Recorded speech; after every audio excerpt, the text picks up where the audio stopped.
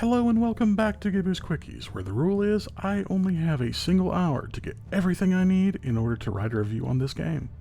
The goal is not to give an overall perspective, it is instead to show how it grips a player to feel worth spending more time on. Today we have Overlord, a hack and slash minion dungeon crawler developed by Triumph Studios.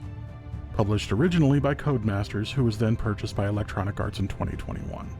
The game originally released on June 26th of 2007, it currently retails for $4.99 and it has a positive rating on Steam. Upon first boot, I did have some difficulty with loading. This was remedied by changing my resolution and restarting the game.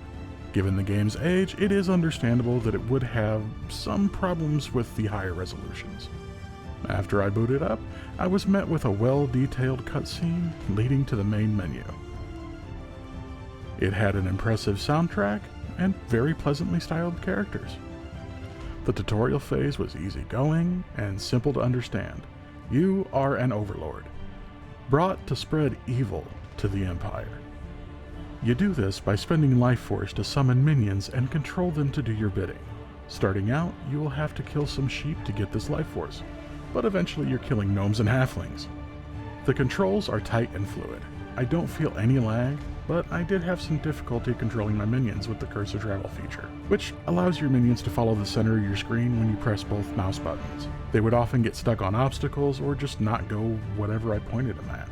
Pathing aside, I love the look of the minions. I know there are other types to get, but I wasn't able to unlock any in the first hour. Going through my videos, I noticed there are over 60% of you that aren't subscribed. Please feel free to like, comment, and do please subscribe. It does help the channel out, and you get informed of new videos when they come out. All that being said, let's get on with some ratings. Gameplay, 4 out of 5 gems. While I did have some difficulty with one small aspect controlling my minions, it really wasn't that frustrating. I was laughing at it, granted those laughs were peppered with a few obscenities. Everything felt fluid.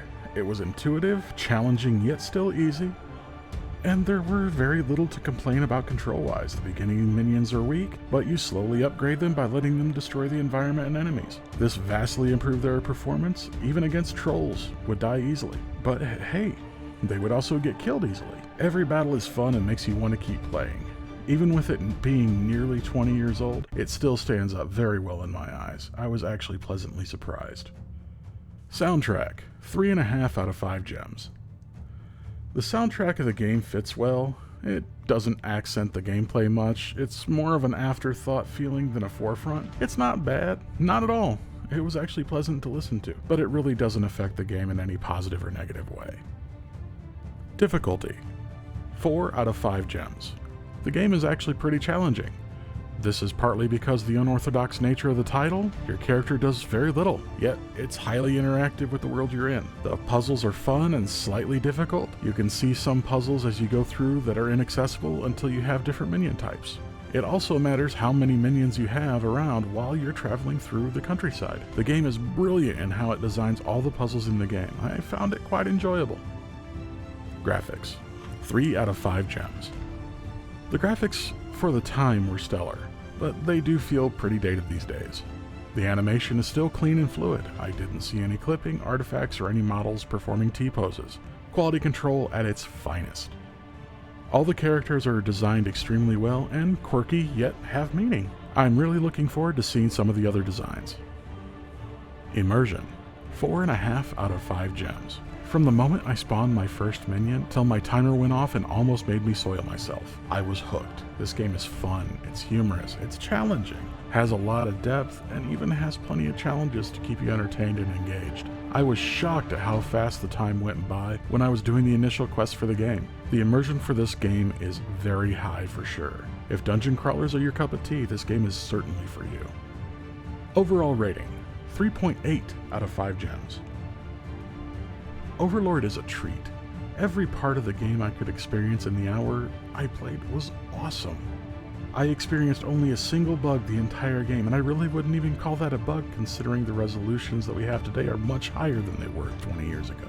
I was gripped immediately, and it was difficult to put the game down in order to write this review. But between the artistic style, the comedy of the game, and the puzzles, I was completely hooked. Final thoughts. So, is Overlord worth the $4.99 to purchase it? Without question. I would have gladly paid full price at launch for a game like this. I am over the moon to discover a game that I was missing out on for so long.